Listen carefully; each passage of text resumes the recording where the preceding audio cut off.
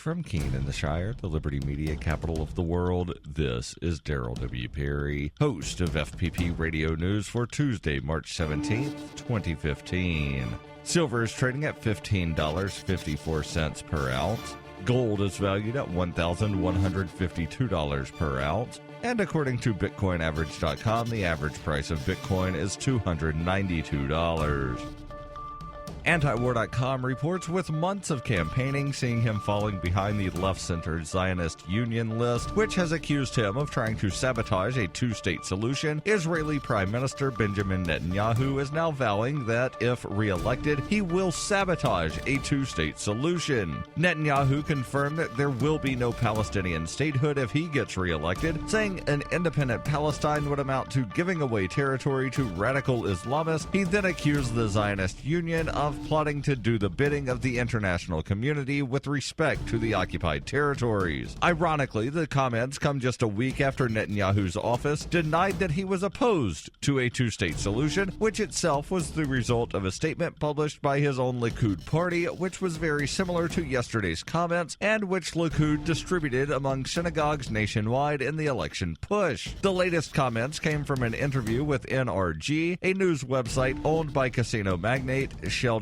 Adelson, who has largely bankrolled Netanyahu's re-election campaign. Adelson has long insisted that there is no such thing as Palestinians and that the Arabs made the whole thing up to attack Israel. He similarly bankrolled the failed 2012 U.S. campaign of Newt Gingrich, who made similar claims. In Survivor Max by Davi Barker, 11-year-old Max must survive the zombie apocalypse alone in New Hampshire. Slow-moving and non-thinking, the lame brains swarm his home searching for living flesh. Max must apply his Porcupine Freedom Scouts training to plan his escape, but first he must prove that he's too smart to die. Look for Survivor Max on Facebook and Amazon, or read Chapter 1 free at survivormax.com. UPI reports the White House Office of Administration on Monday announced it is deleting regulations subjecting it to the Freedom of Information Act 7 years after a federal judge ruled the office does not have to comply with the law. U.S. District Judge Colleen Collar-Cotelli ruled in June 2008 that the Office of Administration was not subject to FOIA requests because it does not employ the type of substantial independent authority that the D.C. District Court has found sufficient to make an executive office of the president component an agency of the FOIA. The Office of Administration provides administrative support and business services to the President's executive office. The ruling came about after the office was not able to comply with the government watchdog group's FOIA request for up to 22 million emails. The White House said the emails had been deleted by a computer glitch. It is not clear why it took 7 years, but the office is now removing FOIA policy from the Federal Register. What's more peculiar is the timing of the announcement. Monday was National Freedom of Information Day, and the week is known as Sunshine Week, when news organizations emphasize government transparency. Rick Bloom, coordinator of the Sunshine in Government Initiative for the Reporters Committee for Freedom of the Press, said it's a little tone-deaf to do this on Sunshine Week, even if it is administrative house cleaning.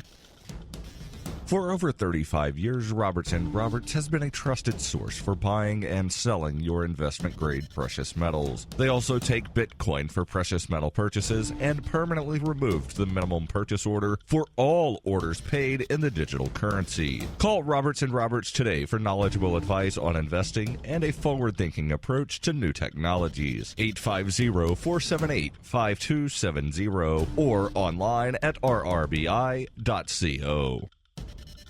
CNET reports Uber's chief financial officer is stepping down after nearly 2 years of leading financing rounds that have seen the ride-hailing service become one of the most valuable venture-backed startups. The departure of Brent Kalanickos was revealed Monday in an email sent to investors by Uber CEO Jason Kalanick. The email stated, though 2 years sounds short, Uber was a much smaller startup then, about 1/10 the size we are today. Brent has provided critical leadership to take Uber to the next level as we mature as a company. Noting that working at a startup like Uber requires significant endurance and sacrifice, the email indicated that Kalanickos' decision was based on a desire to spend more time with his family.